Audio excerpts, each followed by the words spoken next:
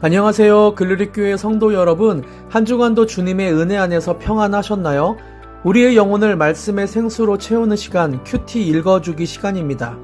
지난주 우리는 겉모양만 남은 종교적 위선을 경계하시며 다시 오실 주님을 기다리는 슬기로운 처녀처럼 내면의 기름을 준비하라는 예수님의 말씀을 묵상했습니다. 이번 주인 마태복음 25장 14절부터 26장 56절까지는 천국 백성이 이 땅에서 어떻게 살아가야 되는지를 보여주는 두 가지 비유와 함께 마침내 십자가를 향해 걸음을 내디디시는 예수님의 마지막 고난의 여정이 시작됩니다. 이번 주 묵상하실 본문은 크게 두 부분으로 나눌 수 있습니다. 전반부는 달란트 비유와 양과 염소의 비유이며 후반부는 예수님의 머리에 향유를 부은 여인의 사건과 겟셋마네 동산의 기도입니다. 말씀을 더 깊이 이해하기 위해 당시의 시대적, 문화적 배경을 먼저 살펴보겠습니다. 먼저 전반부의 달란트 비유는 우리는 흔히 달란트를 개인의 재능으로 생각하기 쉽지만 고대 근동에서 1달란트는 약 6천 데나리온으로 일반 노동자가 20년 동안 한 푼도 쓰지 않고 모아야 하는 어마어마한 무게의 금이나 은을 뜻했습니다. 다시 말하면 주인이 종들에게 맡긴 것은 하나님이 우리에게 달란트를 주신다 이런 의미가 아니라 적은 액수가 아니라 주인의 전부나 다름없는 엄청난 가치, 곧 우리에게 부어주신 측량할 수 없는 십자가의 은혜와 생명을 상징합니다. 이어지는 양과 염소의 비유에서도 흥미로운 배경이 있죠. 당시 팔레스타인 지역의 목자들은 낮에는 양과 염소를 섞어서 함께 풀을 뜯게 했습니다. 하지만 밤이 되면 추위에 약한 염소들을 보호하기 위해 양과 염소를 분리하는 풍습이 있었습니다.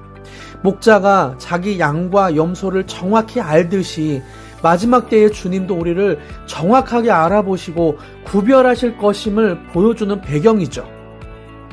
이제 후반부로 넘어가면 죽음을 앞두신 예수님을 향한 두 가지 상반된 태도가 등장합니다.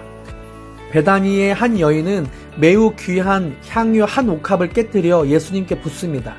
이 향유는 대략 300데나리온, 장정이 1년치 연봉에 해당하는 막대한 금액이었습니다. 반면 제자였던 가룟 유다는 예수님을 은 30세겔에 팔아넘기죠. 출애굽기 21장에 따르면 은 30세겔은 소에 바쳐 죽은 노예의 몸값을 배상하는 가격이었습니다. 그러니까 예수님을 노예의 몸값 정도로 주고 판 거죠. 어떤 여인은 자신의 귀한 향유 옥합을 예수님의 가치라고 여기며 드렸지만 다른 한 명의 가룟 유다는 고작 노예 한 명의 몸값으로 예수님의 몸을 계산했습니다. 마지막으로 예수님은 십자가를 앞두고 겟셋마네로 향하십니다. 겟셋마네라는 지명은 히브리어로 기름을 짜는 틀이라는 뜻을 가지고 있습니다. 올리브 열매가 무거운 맷돌에 짓눌려 으깨져야만 맑은 올리브 기름을 내어주듯이 예수님은 우리를 구원하시기 위해 그 겟셋마네 기름을 짜는 틀, 그 십자가에서 자신의 땀방울과 핏방울이 모두 쏟아지며 우리를 구원하셨습니다. 영혼과 육신이 짓눌리는 그 고통을 감당하시면서 우리의 죄의 대가를 감당하셨죠. 여러분, 우리는 종종 달란트를 더 많이 남겨야 한다거나 지극히 작은 자를 도와야만 천국에 갈 수 있다는 무거운 의무감으로 이 말씀을 대하곤 합니다. 하지만 본문이 우리에게 진짜 보여주고자 하는 것은 도덕적인 명령이 아닙니다.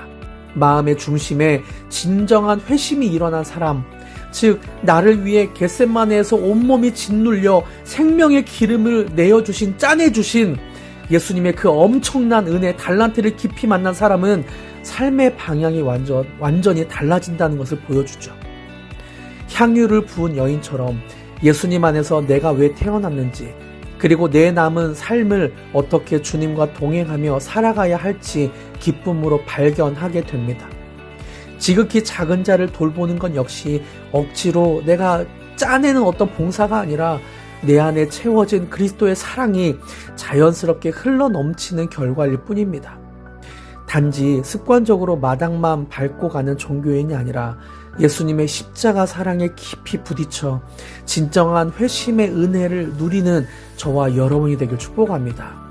우리의 옥합을 기꺼이 깨뜨려도 아깝지 않은 그 영광스러운 예수님의 아름다움을 발견해가는 귀한 한 주가 되는 저와 여러분이 되길 축복합니다.